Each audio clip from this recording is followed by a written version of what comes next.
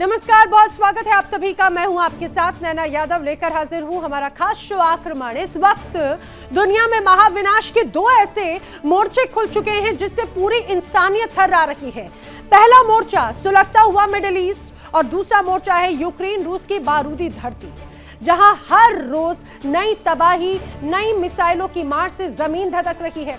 आपको तीन तस्वीरें दिखाते हैं, वो तीन तस्वीरें जो बता रखी हैं दुनिया इस वक्त कैसे कयामत के बहुत करीब खड़ी हुई नजर आती है। ये है वो तीन तस्वीरें। देखिए, व्हाइट हाउस में बैठकर बुना गया ट्रंप का पीस प्लान पूरी तरह से फेल हो चुका है। शांति की बातें काफूर हो चुकी हैं और जुबानी जंग भी प्रचंड है। इजराइल की धौंस और ईरान की ललकार बताती है कि दोनों मुल्क एक दूसरे को मिटाने की कसम खा चुके हैं।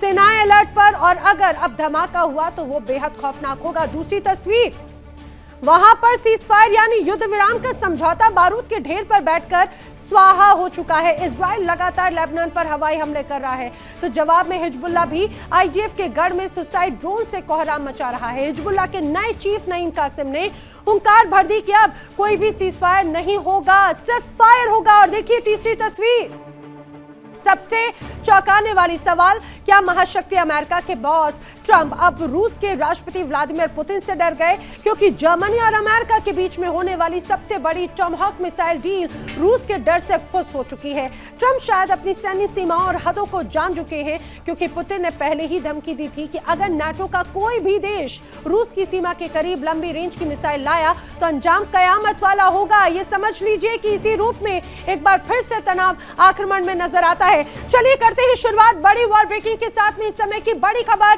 करज ब्रिज के हमले का एक नया वीडियो आया है सामने। इस समय की बड़ी वॉर ब्रेकिंग, करज ब्रिज के हमले का वीडियो आपको दिखाएं। दरअसल बताया जा रहा है कि ईरान के करज में B1 ब्रिज पर दरअसल ये तगड़ा अटैक हुआ था। अमेरिका ने एयर स्ट्राइक की और उस एयर स्ट्राइक से पूरा का पूरा इलाका नष्ट हो गया था, लेकिन ईरान ने बहुत ही जल्दी, बहुत ही कम समय में देखिए किस तरह से इस ब्रिज पर निर्माण कार्य शुरू किए। ये उस समय की तस्वीर जब ये करज ब्रिज पूरी तरह से तबाह हो गया। जो तस्वीरें सामने आई थी करज ब्रिज की, यहाँ पर मिसाइल हमला किया था, ड्रोन अटैक किया था, B1 ब्रिज पर एक तरह से अटैक हुआ। लेकिन अमेरिका और इजराइल ने सोचा कि ईरान की रीढ़ की हड्डी तोड़ दी जाएगी, लेकिन समझिए ईरान ने किस तरह से अपने आप को फिर से मजबूती के साथ खड़ा किया। यही तो बड़ी तस्वीर ईरान पेश करता है। चलिए बढ़ते हैं आगे, बात कर लेते हैं अगली बड़ी वॉर ब्रेकिंग की। मुस्तफा खामनेई की डोनाल्ड ट्रंप को खुली चेतावनी। तो बड़ी खबर, डोनाल्ड ट्रंप को खुली चेतावनी है। ईरान में फूट डालने की अगर कोशिश की तो उसका अंजाम सही नहीं होगा। ईरान में फूट डालने की कोशिश कर रहा है यूएस, ये कह रहे हैं ईरान के नेता। देश विरोधी ताकतों के खिलाफ जनता को संदेश है, अमेरिका और इजराइल जंग में नाकाम रहे और वही अपनी साजिशों को अंजाम दे रहे हैं। बड़ी साजिश एक एक करके ईरान के खिलाफ अमेरिका और इजराइल की तरफ से रची जा रही है। और एक और बड़ी खबर इस समय की, वॉर ब्रेकिंग आक्रमण की, ईरान को लेकर ट्रंप का बहुत बड़ा बयान। इस समय की बड़ी वॉर ब्रेकिंग क्या है, जान लीजिए। ट्रंप ने दिया है बड़ा बयान। ईरान में वेनेजुएला जैसे हालात नहीं हैं, डोनाल्ड ट्रंप कह रहे हैं ग्राउंड ऑपरेशन में अब भारी उपकरण उतारने पड़ेंगे। डोनाल्ड ट्रंप बखूबी जानते हैं करीब 2 हफ्ते तक ऑपरेशन चल सकता है। डोनाल्ड ट्रंप का ये बयान कई तस्वीरों को दर्शाता है। क्या अब वक्त आ चुका है एक बड़े ऑपरेशन को अंजाम देने का, या फिर डोनाल्ड ट्रंप बखूबी जानते हैं कि जो उन्होंने कोशिश की थी ईरान को झुकाने की, वो ईरान को हल्के में ले रहे थे, लेकिन हालात वैसे हैं नहीं। ईरान में ग्राउंड ऑपरेशन चलाना बेहद मुश्किल हो सकता है और इसकी बड़ी वजह है ईरान की जियोग्राफिकल कंडीशन। आइए आपको इस बारे में विस्तार से बताते हैं कि आखिर कितना मुश्किल रहने वाला है। ईरान का कुदरती कवच इस तरह का दरअसल तैयार है पूरी तरह से। ईरान का क्षेत्रफल है लगभग 16.5 लाख वर्ग किलोमीटर का। पश्चिमी और दक्षिणी पश्चिम से अगर बात की जाए तो वहां पर है जाग्रोस पर्वत श्रृंखला। इराक की सीमा से सटे इलाकों में एक प्राकृतिक दीवार है और ईरान के ऊपर में है अल्बोस की पहाड़ियां। मध्य में है दश्त कबीर और दश्त लुत्फ रेगिस्तान का इलाका। और सेना के लिए यहाँ पर लॉजिस्टिक सपोर्ट पहुंचाना बहुत ज्यादा मुश्किल होगा। भीषण गर्मी, पानी की कमी से यूएस आर्मी बेहाल हो जाएगी। ईरान में भारी टैंक और बख्तरबंद गाड़ियां चलाना भी बहुत मुश्किल है और ये अब डोनाल्ड ट्रंप बखूबी जानते हैं। आज इतिहास के उस मुहाने पर दुनिया खड़ी है जहां से सिर्फ और सिर्फ तबाही का रास्ता जाता है। ट्रंप की शांति की कोशिश काफूर हो चुकी है। नेतन्याहू जंग के लिए उतावले हैं और उधर ईरान भी लहू बहाने के लिए बेकरार है। लेकिन इस बार सवाल सबसे बड़ा कि अमेरिका आखिर करेगा क्या? क्या वॉशिंगटन ना चाहते हुए भी ईरान के इस बारूदी कुएं में कूद जाएगा या फिर इजराइल अकेले इस महामोर्चे को संभाल लेगा? और अगर अमेरिका इस जंग में कूदा तो यकीन मानिए मिडिल ईस्ट का कोई भी देश ईरान के इस कोहराम से बच नहीं पाएगा। लेकिन इसका दूसरा पहलू भी है, अगर अमेरिका ने बीच मझधार में इजराइल का हाथ छोड़ दिया तो ईरान इजराइल को खंडर में तब्दील कर लेगा।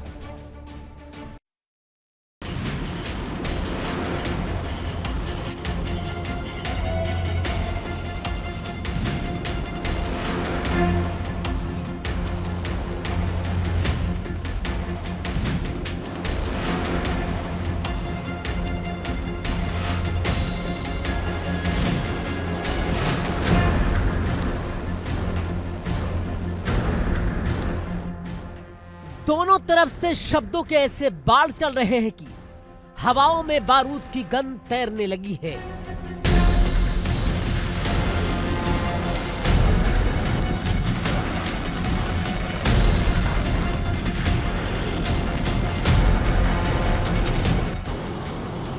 एक तरफ हदों में रहने की हिदायत दी जा रही है तो दूसरी तरफ दोनों मुल्कों की सेनाओं को अल्टीमेट अलर्ट पर रख दिया गया है।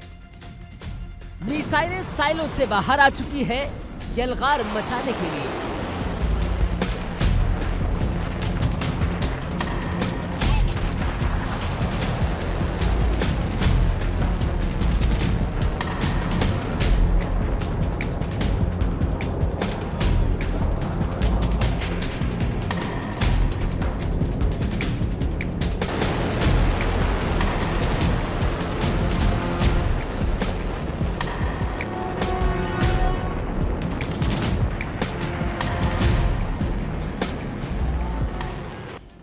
फाइटर जेट्स के इंजन दहाड़ रहे हैं कोहराम मचाने के लिए।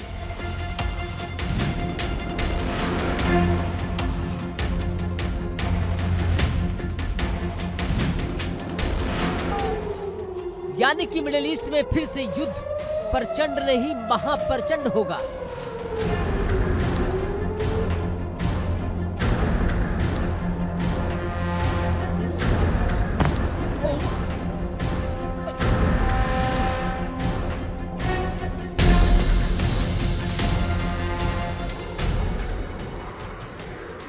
जहां सिर्फ दहशत होगी, खौफ होगा, भगदड़ होगी, जमीन बारूद से फटेगी और आसमान में मिसाइलों का ऐसा खौफनाक शोर होगा जो किसी कयामत से कम नहीं होगा।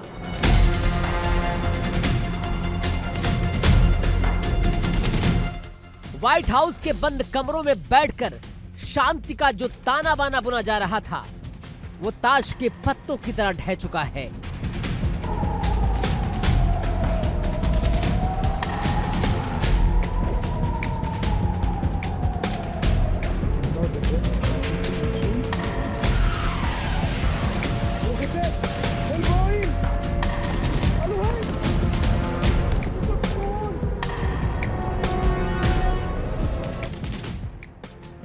डोनाल्ड ट्रंप की तथाकथित पीस डील मिडिल ईस्ट के सुलगते रेगिस्तान में कहीं खो गई है।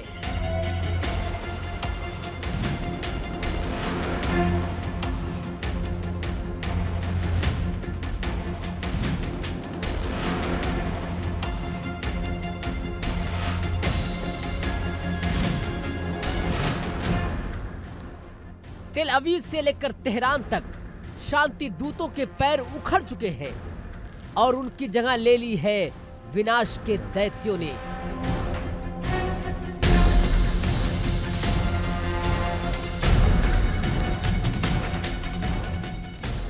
इजराइल के प्रधानमंत्री बेंजामिन नेतन्याहू की आंखों में इस वक्त सिर्फ और सिर्फ इंतकाम का खून सवार है। वो जंग के लिए इस कदर उतावले हैं कि अब पीछे हटने का रास्ता उन्होंने खुद ही डायनामाइट से उड़ा दिया है।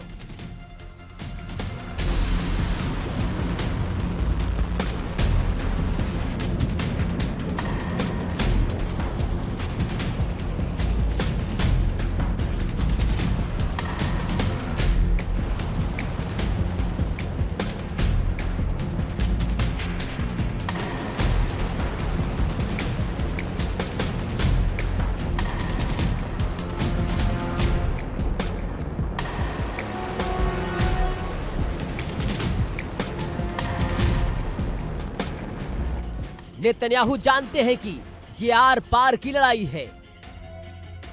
इधर इजराइल की सीमा पर टैंकों की गड़गड़ाहट तेज हो गई है।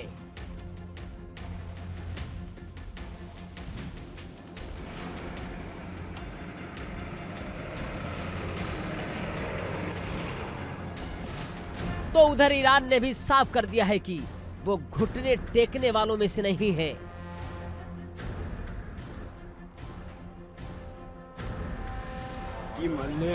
दोनों तरफ से ऐसी हिदायतें दी जा रही हैं, मानो एक दूसरे के वजूद को मिटा देने की कसम खा ली हो।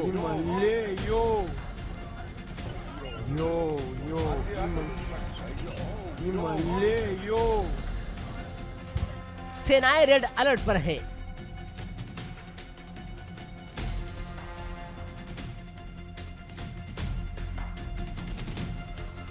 मिसाइलों के मुंह खोल दिए गए हैं। ये सिर्फ जंग की आहट नहीं, ये उस जलजले की शुरुआत है जो पूरी दुनिया की अर्थव्यवस्था, अमन चैन और इंसानियत को लील जाने के लिए आमादा है। आखिर अचानक ऐसा क्या हुआ कि इस जंग के आसार इतने ज्यादा प्रबल हो गए? इसकी कड़ियां जुड़ती हैं ईरान के उस पावर सेंटर से जिसका सीधा ताल्लुक मुज्तबा से है। मुज्तबा खामनेई के बेहद करीबी रणनीतिकार ने कैमरे के सामने आकर नहीं बल्कि बंद कमरों की कूटनीति के बीच एक ऐसा बयान दिया है जिसने पेंटागन से लेकर मोसाद तक के दफ्तरों में खतरे के सायरन बजा दिए गए हैं। मुज्तबा के करीबी का वो साफ संदेश था, अब एक बार जंग और होगी और इस जंग का फैसला इतिहास लिखेगा। ये सिर्फ गीदड़ भभकी नहीं है, क्योंकि दुनिया भूल ही नहीं है इसी साल फरवरी के महीने में ईरान ने किस कदर कोहराम मचाया था। फरवरी की वो काली रात जब ईरान की मिसाइलों ने इजराइल के सुरक्षा कवच आयरन डोम की धज्जियां उड़ाते हुए उसके सीने को छलनी कर दिया था। वो एक ऐसा खौफनाक मंजर था जिसे ना तो नेतन्याहू कभी अपनी जिंदगी में भूल पाएंगे और ना ही अरब के वो देश फरामोश कर पाएंगे जो इजराइल की ताकत के दम पर अपनी गोटियां सेट कर रहे थे।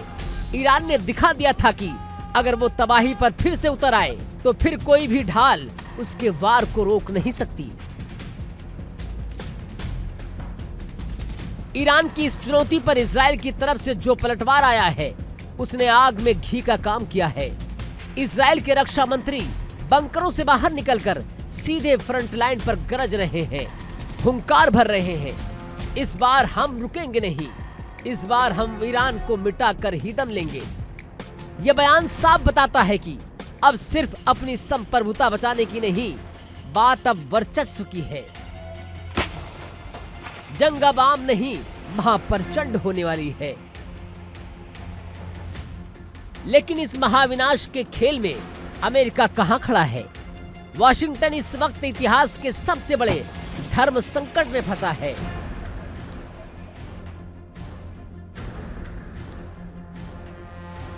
सवाल है कि क्या अमेरिका ना चाहते हुए भी इस युद्ध की आग में कूदने को मजबूर फिर से होगा?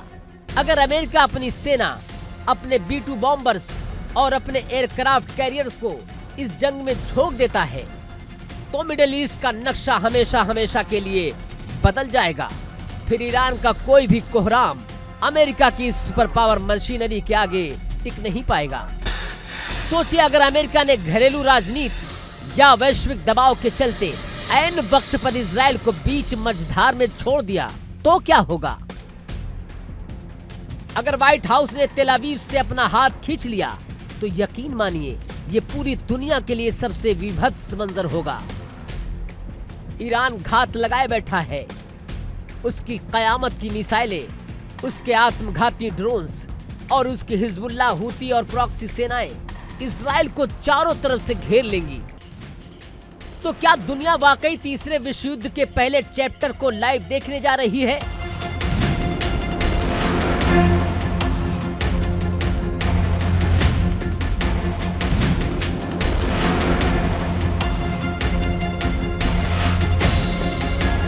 एक तरफ मुज्तबा के करीबी की जिद है तो दूसरी तरफ इजराइल के रक्षा मंत्री का वो बारूदी प्रण ट्रंप की शांति की नीतियां मरुस्थल की रेत बन चुकी है। अब फैसला बातचीत की मेज पर नहीं, बल्कि मिसाइलों के वॉरहेड और फाइटर जेट्स के ट्रिगर पर होगा। अब देखना यही होगा कि क्या महाशक्ति अमेरिका अपने सबसे भरोसेमंद दोस्त इजराइल के लिए खुद को इस महाविनाश की आग में झोंकता है, या फिर इतिहास इजराइल और ईरान के बीच एक ऐसा खूनी दास्तान का गवाह बनने जा रहा है जिसकी गूंज सदियों तक सुनाई देगी। Bureau report, India daily. और आइए बढ़ते हैं इस समय की बड़ी वॉर ब्रेकिंग की तरफ। इस समय की बड़ी खबर, ईरान के खिलाफ नेतन्याहू का बहुत बड़ा ऐलान। क्या कहा है नेतन्याहू ने ईरान के खिलाफ, आपको बताऊं इस समय की बड़ी खबर है। जरूरत पड़ने पर सैन्य कार्रवाई की जाएगी, नेतन्याहू कह रहे हैं। ईरानी शासन गंभीर रूप से कमजोर है। नेतन्याहू के अनुसार इस्लामी गणराज्य को उखाड़ फेंकना जरूरी है। ईरानी शासन के अंदर दरारें बहुत ज्यादा हैं। नेतन्याहू की तरफ से एक बार फिर से वही बात दोहराई गई। वो कह रहे हैं कि अब वक्त है, जल्द ही अगर जरूरत पड़ी तो सैन्य कार्रवाई जरूर इजराइल की तरफ से की जाएगी। एक तरफ डोनाल्ड ट्रंप पीस प्लान की बात करते हैं और नेतन्याहू उड़ाने की बात करते हैं। एक और बड़ी वॉर ब्रेकिंग, नॉर्थ इजराइल पर हिजबुल्लाह के हमले से जुड़ी हुई बड़ी खबर। नॉर्थ इजराइल पर हिजबुल्लाह ने बड़े हमले को अंजाम दिया है। इजराइल के मेतुला इलाके में रॉकेट अटैक हुआ है। कलत अल शफीक के पास भी हमले की खबर है। इजरायली ग्राउंड फोर्स को दरअसल निशाना बनाया गया। आईडीएफ ने इंटरसेप्ट रॉकेट भी कर लिए हैं और इससे ये तो स्पष्ट हो जाता है कि किस तरह से विध्वंसक तस्वीरें हैं। ये तस्वीर आपके टीवी स्क्रीन पर आप देख सकते हैं किस तरह के हालात है। फुल स्क्रीन पे आपको दिखाएंगे कि किस तरह से यहाँ पर लगातार आईडीएफ ने इंटरसेप्ट किया इजरायली ग्राउंड फोर्स को। और यहाँ की तस्वीर देखिए किस तरह से नीचे ग्राउंड ऑपरेशन होता है और चारों तरफ सिर्फ तबाही का मंजर नजर आता है। नॉर्थ इजराइल पर हिजबुल्लाह का हमला है। इजराइल के मेतुला इलाके में रॉकेट अटैक हुआ और जमकर तबाही नजर आई। मिडिल ईस्ट में शांति की हर कोशिश बारूद के ढेर पर स्वाहा हो चुकी है। इजरायली मिसाइलों की खौफनाक बरसात से पूरे लेबनान में हाहाकार है, तो उधर हिजबुल्लाह ने नए सीजफायर समझौते को फाड़कर फेंक दिया है। हिजबुल्लाह चीफ नईम कासिम ने इसे अपमानजनक बताया। अमेरिका इजराइल को दो टूक चेतावनी दी। बातचीत की मेज पलट चुकी है और तोपें गरज रही हैं, लेकिन बड़ा सवाल ये कि इस जिद के पीछे असली मास्टरमाइंड आखिर कौन है, ईरान क्यों अड़ा है और हॉर्मुज बंद होने से दुनिया पर क्या कयामत आने वाली है। देखिए हमारी खास रिपोर्ट।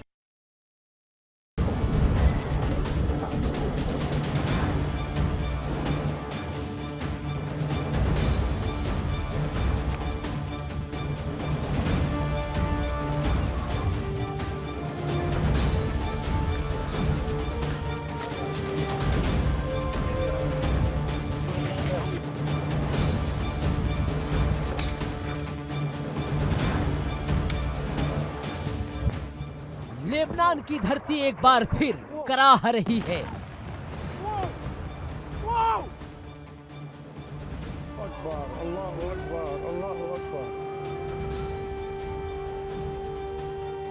इजराइल के लड़ाकू विमानों ने आसमान से मौत की ऐसी बरसात की लेबनान के रिहायशी इलाके मलबे के ढेर में तब्दील हो गए।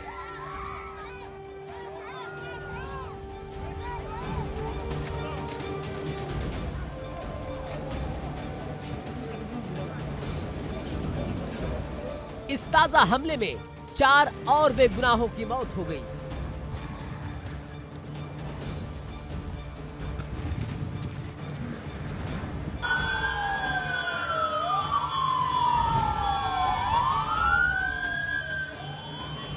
और इस मौत के मलबे से निकला हिजबुल्लाह का वो बारूदी गुस्सा जिसने शांति दूतों के होश उड़ा दिए।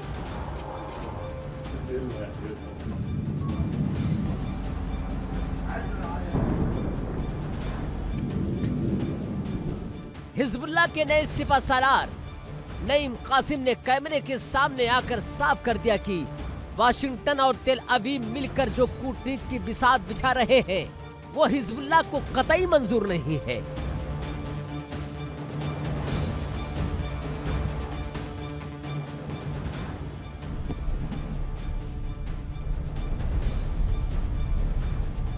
नईम कासिम ने इस सीजफायर समझौते को अपमानजनक बताया।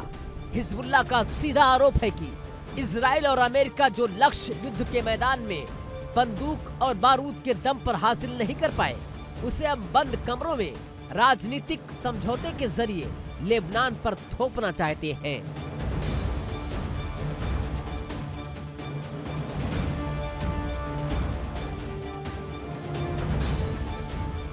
हालांकि लेबनान के प्रधानमंत्री नवाब सलाम इस कूटनीति का बचाव कर रहे हैं। उनका कहना है कि लेबनान के पास इससे कम खर्चीला और कोई रास्ता नहीं।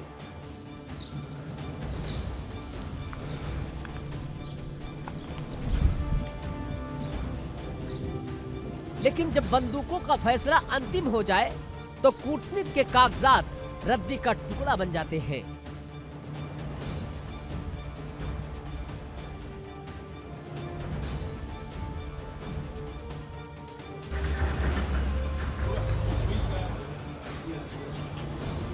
दक्षिण लेबनान के कस्बे आज भी इजरायली हमलों से दहल रहे हैं।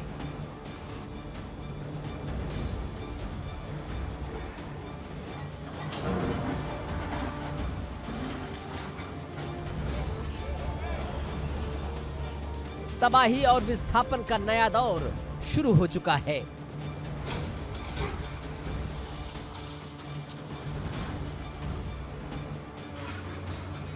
हिजबुल्लाह सिर्फ शब्दों के वार नहीं चला रहा, वो सीधे वार कर रहा है।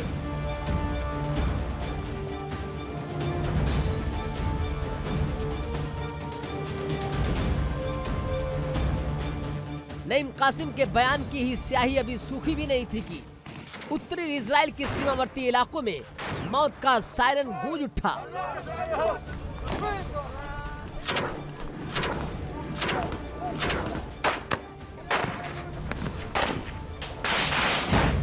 शलोमी कस्बे के आसमान में जैसे ही हिजबुल्लाह के सुसाइड ड्रोन्स की आहट हुई, इजरायली सुरक्षा एजेंसियों के हाथ पांव फूल गए। Oh my God.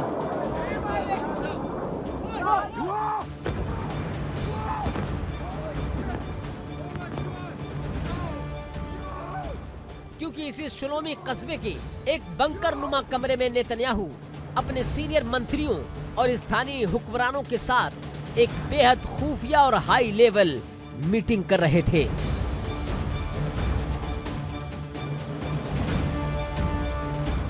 ये इजराइल के इतिहास का वो लम्हा है जहां एक चूक और पूरा मिडल ईस्ट भस्म हो जाता।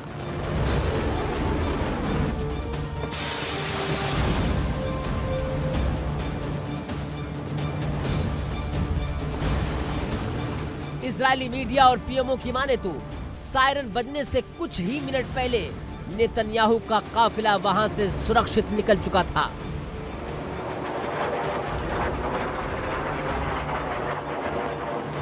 नेतन्याहू बाल बाल बच गए, लेकिन हिजबुल्लाह ने साबित कर दिया कि इजराइल का प्रधानमंत्री भले ही बंकरों में छिप जाए या कड़ी सुरक्षा में रहे, वो हिजबुल्लाह के टारगेट से दूर नहीं है।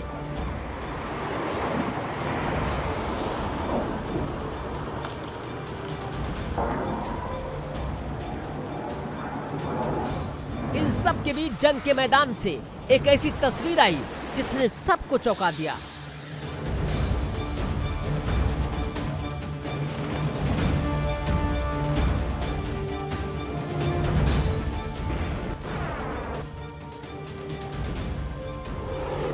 करीब 3 महीने से जारी इस भीषण युद्ध में पहली बार इजरायली सेना दक्षिणी लेबनान के दिब्बीन गांव से पीछे हटी।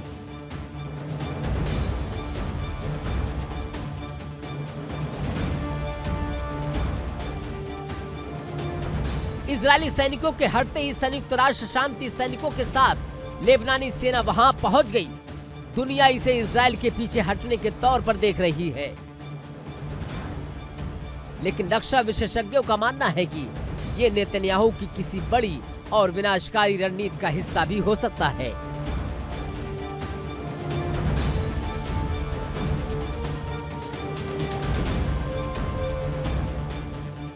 लेकिन इस महासंग्राम की असली डोर बंधी है ईरान से। लेबनान पर हो रहे इन हमलों का असर अब सीधे वैश्विक अर्थव्यवस्था पर पड़ रहा है।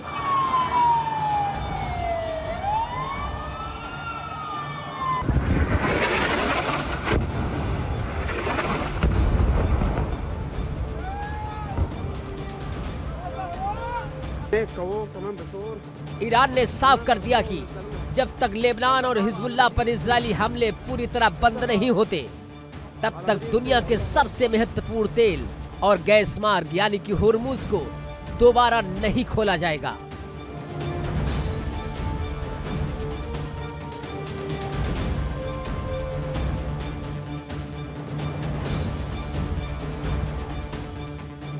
ईरान ने वीटो लगा दिया कि अगर लेबनान पर हमला नहीं रुका तो हिजबुल्लाह भी रुकने वाला नहीं है।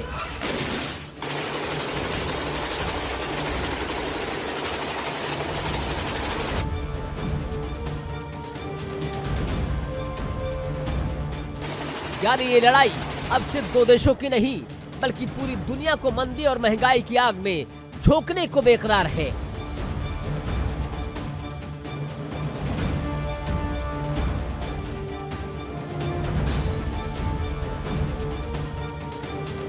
तो अब सवाल उठता है कि आगे क्या होगा। क्या एक तरफ इजराइल की जिद है कि वो हिजबुल्लाह का नामो निशान मिटाकर रहेगा,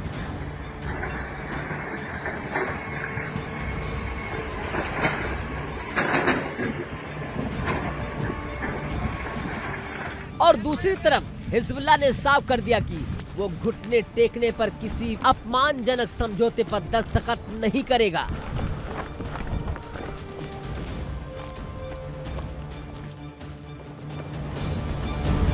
लेबनान की सेना भले ही दिब्बीन गांव पहुंच चुकी हो, लेकिन बारूद की जो चिंगारी सुलग रही है वो किसी भी वक्त इस पूरे खित्ते को राख में बदल सकती है।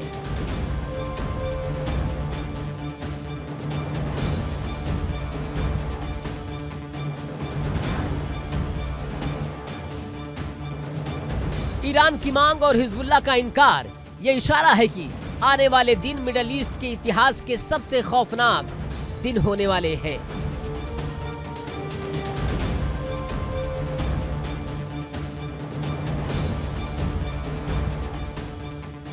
आसमान से मिसाइलें बरसेंगी, जमीन से तोपें गरजेंगी और दुनिया तबाही का वो मंजर देखेगी जिसकी कल्पना किसी ने नहीं की थी।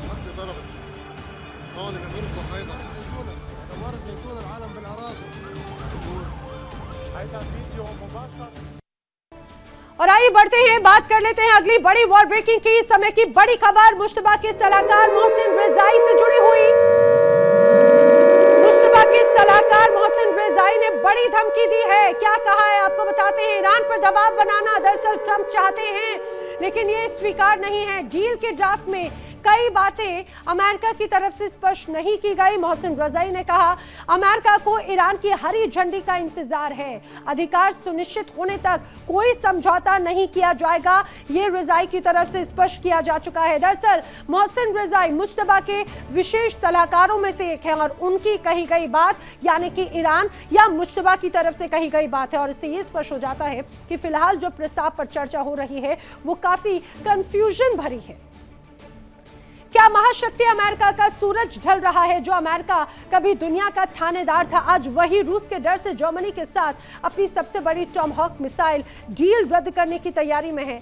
बाइडेन का फैसला, ट्रंप का यू टर्न और पुतिन का खौफ बिल्कुल साफ झलकता है। उधर रूस के आगे ट्रंप बैकफुट पर है, तो मिडिल ईस्ट में ईरान को अमेरिका घुटनों पर नहीं ला पा रहा। तो क्या ट्रंप का अमेरिका फर्स्ट अब अमेरिका अलोन यानी अमेरिका का अकेले पड़ना बन चुका है? क्या पुतिन के आगे सुपर पावर ने सरेंडर कर दिया है?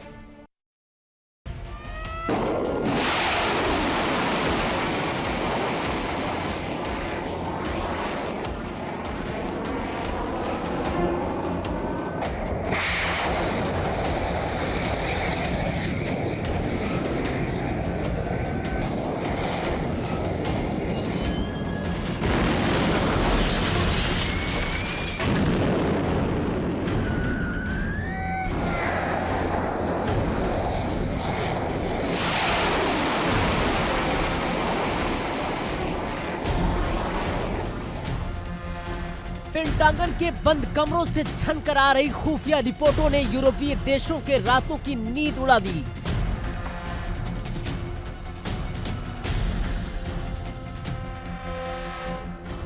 एक बेहद चौंकाने वाले और ऐतिहासिक नीतिगत बदलाव के तहत अमेरिकी रक्षा मंत्रालय यानी कि पेंटागन जर्मनी को लंबी दूरी की अत्याधुनिक सटीक मार करने वाली टॉमहॉक क्रूज मिसाइलें सौंपने की अपनी योजना को रद्द करने पर विचार कर रहा है।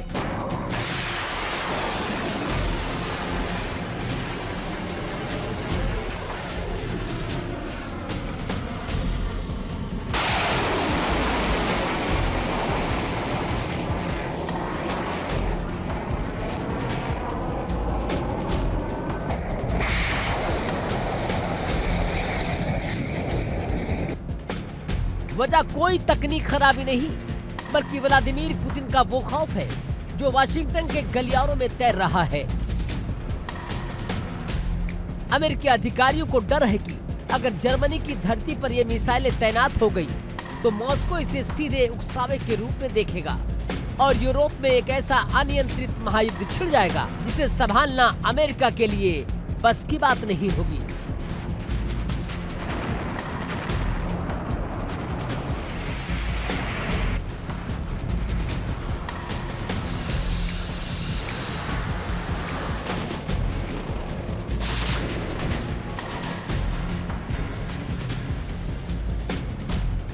अमेरिका के इस संभावित फैसले ने जर्मनी को गहरे सदमे में डाल दिया।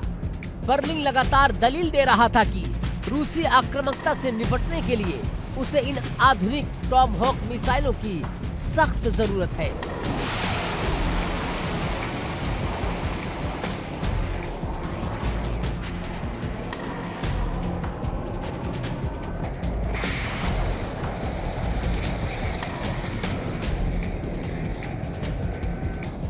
जर्मनी के साथ टॉमहॉक मिसाइलें सौदे को रद्द करने की ये कवायद कोई अकेली घटना नहीं है। ये यूरोप और नेटो गठबंधन के प्रति अमेरिकी नीति में आ रहे एक गहरे और खतरनाक बदलाव का संकेत और हिस्सा भी है।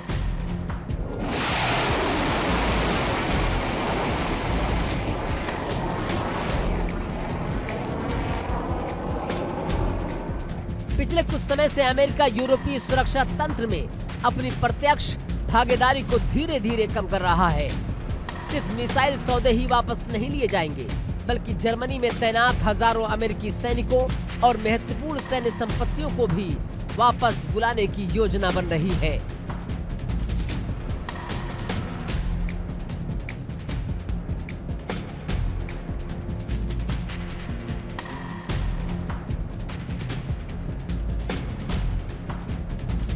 जिस ट्रांस अटलांटिक साझेदारी ने शीत युद्ध के बाद से पूरे यूरोप को सुरक्षा की गारंटी दी थी, वो कूटनीतिक ढांचा अब अमेरिकी प्राथमिकताओं के बदलने से ताश के पत्तों की तरह बिखरता हुआ नजर आ रहा है।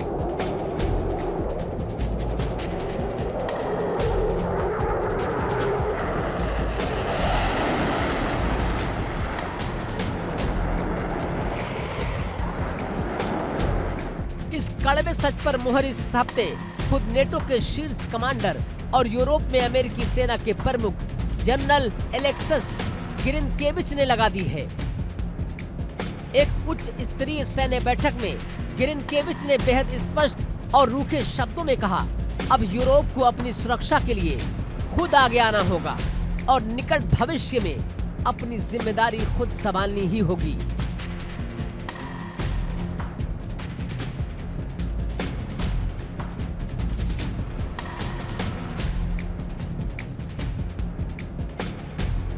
टॉमहॉक मिसाइलों का सौदा रद्द होना जर्मनी के रक्षा मोर्चे पर एक ऐसा बड़ा शून्य पैदा कर देगा जिसे भरना बर्लिन के लिए मुमकिन नहीं होगा। टॉमहॉक एक ऐसी अत्याधुनिक मिसाइल है जो सैकड़ों किलोमीटर दूर बैठे दुश्मन के ठिकानों को पलक झपकते ही मलबे में तब्दील कर सकती है।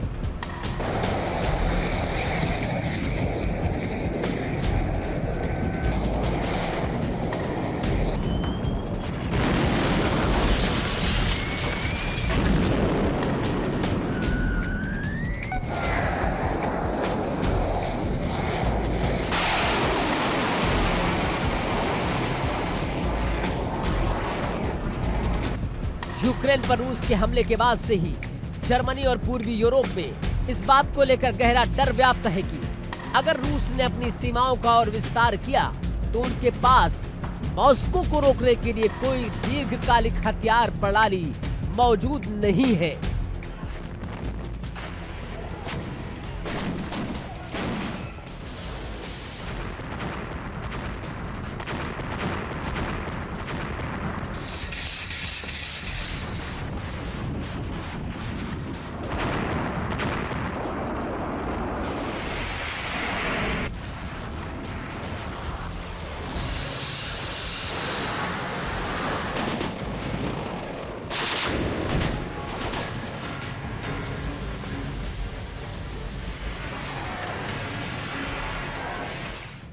ट्रंप प्रशासन के तहत वाशिंगटन की नई कूटनीति इस समय रूस के साथ किसी भी तरह के सीधे सैन्य टकराव को टालने की कायरतापूर्ण नीति पर चल रही है।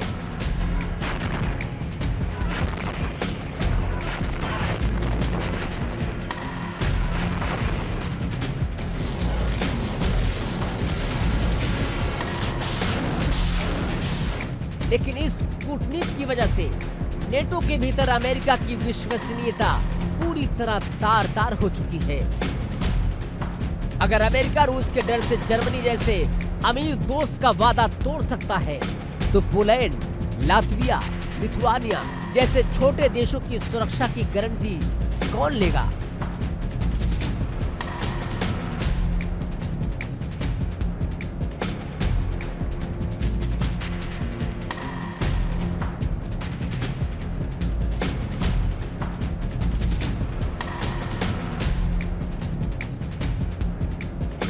ये फैसला ये साबित करता है कि कभी दुनिया का इकलौता थानेदार कहलाने वाला अमेरिका आज दुनिया पर से अपना नियंत्रण खोता जा रहा है।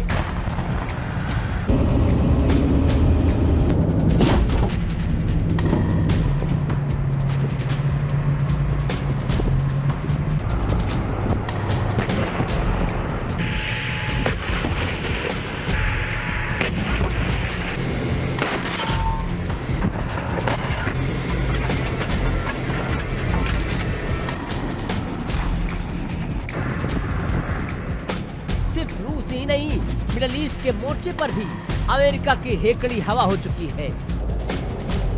ईरान के साथ जारी तनाव में अमेरिकी सैन्य ताकत की सीमाएं पूरी दुनिया के सामने बेनकाब हो गई। जो अमेरिका पलक झपकते ही मुल्कों को तबाह कर देता था, वो आज ईरान जैसे देशों को घुटनों पर लाने में नाकाम साबित हो रहा है। ट्रंप ने नारा दिया था अमेरिका फर्स्ट, यानी कि अमेरिकी हित सबसे पहले, लेकिन आज दुनिया के कूटनीतिक मंच पर ये नीति बदल चुकी है। अमेरिका अलोन में, यानी अमेरिका का अकेला पड़ना, यूरोप अलग थलग हो रहा है, एशिया में चुनौतियां बढ़ रही हैं और अमेरिका अपने ही बनाए सहयोगियों के चक्रव्यूह से पीछे भाग रहा है।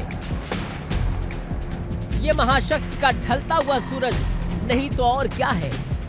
तो क्या ट्रंप अपनी ताकत की सीमाएं समझ चुके हैं? क्या व्लादिमीर पुतिन की वो हस्ती और ताकत आज इस कदर प्रबल हो चुकी है जिसके आगे दुनिया की सबसे बड़ी सेना बैकफुट पर खड़ी नजर आ रही है?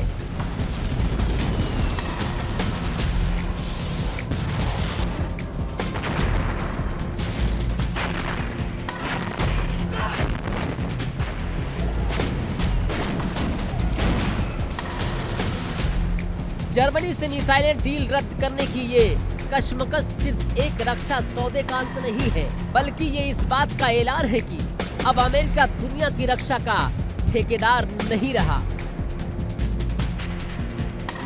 Bureau report, India daily.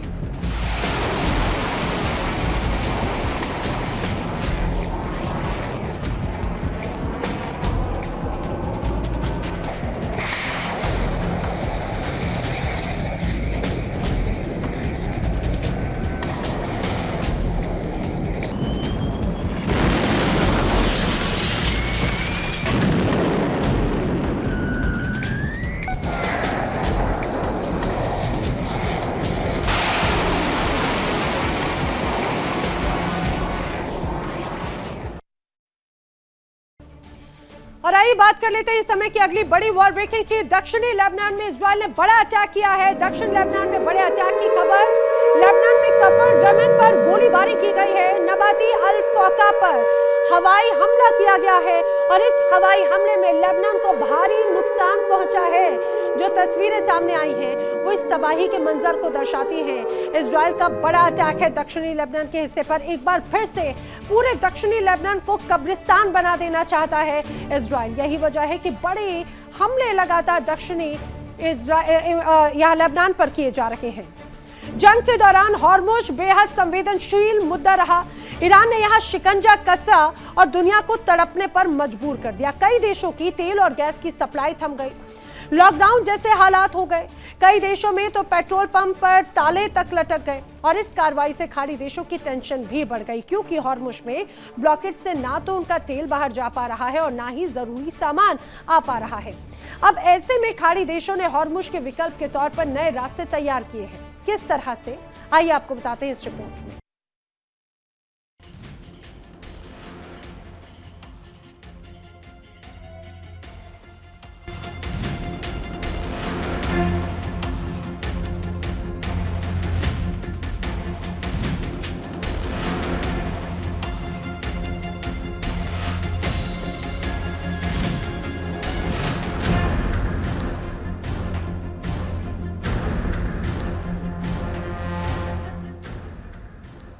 Hormuz में संकट ने खाड़ी देशों को सोचने पर मजबूर कर दिया।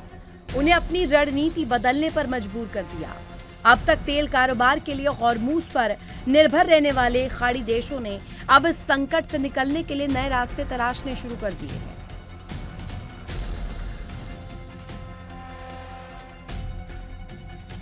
ईरान युद्ध और हॉर्मुज स्ट्रेट पर बढ़ते खतरे के बाद खाड़ी देश तेल के निर्यात के नए रास्ते तैयार कर रहे हैं।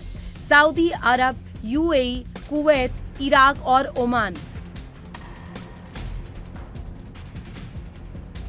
और ओमान पाइपलाइन, रेल और स्टोरेज प्रोजेक्ट में अरबों डॉलर का निवेश कर रहे हैं। लक्ष्य ये है कि भविष्य में हॉर्मुज बंद होने पर भी तेल और एनर्जी सप्लाई प्रभावित ना हो। अबू धाबी ने फुजेराह तक नई west to east crude pipeline बनाने की योजना तेज कर दी है। ये पाइपलाइन हॉर्मुज स्ट्रेट के बाहर स्थित फुजेराह बंदरगाह तक तेल पहुंचाएगी। इससे यूएई की तेल निर्यात क्षमता 2027 तक लगभग दोगुनी हो सकती है। यूएई एक ऐसी नई पाइपलाइन की योजना भी बना रखा है जिससे सिर्फ कच्चा तेल ही नहीं बल्कि पेट्रोल, डीजल और जेट फ्यूल जैसे उत्पाद भी भेजे जा सके। कुवैत, सऊदी अरब और यूएई के बीच भी नई पाइपलाइन परियोजना पर चल रही है। योजना ये है कि कुवैत का तेल पाइपलाइन के जरिए सऊदी अरब या यूएई के बंदरगाहों तक पहुंचाया जाए। इसके बाद वहां से तेल दुनिया के अलग अलग देशों को भेजा जाए। फिलहाल इस परियोजना का अंतिम रूट तय नहीं हुआ है।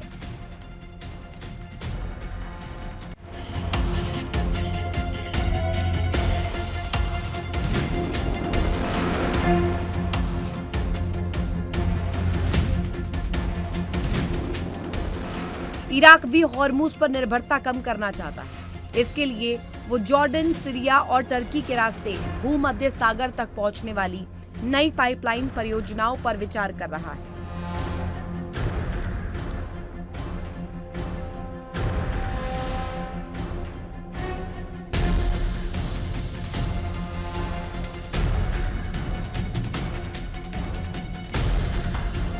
पहला प्रस्तावित रूट बसरा से जॉर्डन के अकाबा बंदरगाह तक जाएगा। इसकी क्षमता करीब 10 लाख बैरल प्रतिदिन बताई जा रही है, जबकि दूसरा प्रस्तावित रूट बसरा से ओमान के दुक्म बंदरगाह तक जाएगा। इससे इराक का तेल सीधे लाल सागर तक पहुंच सकेगा। इराक और टर्की के बीच मौजूद किकुर्क जिहान पाइपलाइन को भी फिर से विकसित किया जा रहा है। कुवैत और ओमान के बीच हॉर्मुज के बाहर ऑयल स्टोरेज फैसिलिटी बनाने पर भी विचार चल रहा है।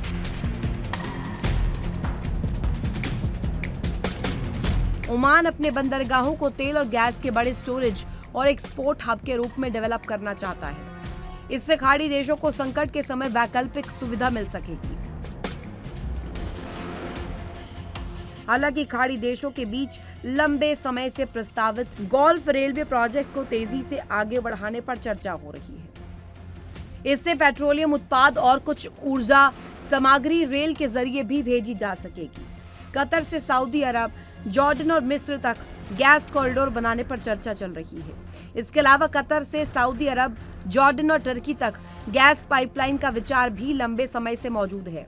ये परियोजना पूरी होने पर खाड़ी की गैस सीधे यूरोप तक पहुंच सकती है। फिलहाल सऊदी अरब अपनी मौजूदा ईस्ट वेस्ट पाइपलाइन का विस्तार करने पर विचार कर रहा है। खाड़ी देश ऐसी योजना पर काम कर रहे हैं जिससे तेल और गैस को हॉर्मूज के बाहर स्थित बंदरगाहों तक पहुंचाने में मदद मिले।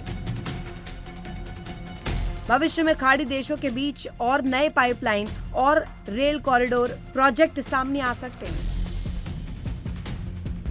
यानी साफ है कि ईरान को हॉर्मूज पर कब्जा बना भी रहे हैं, तब भी उसे मन मुताबिक फायदे मिले ऐसा लगता नहीं है।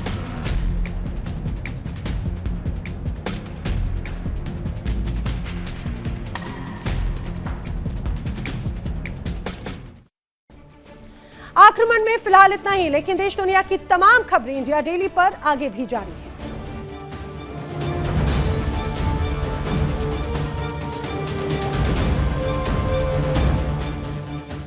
देखिए इंडिया डेली 24/7 अब आपके स्मार्ट टीवी पर। इंडिया डेली मौजूद है सभी डिजिटल प्लेटफॉर्म पर लाइव और लगातार। इंडिया डेली 24/7 हर दिन राष्ट्र को समर्पित।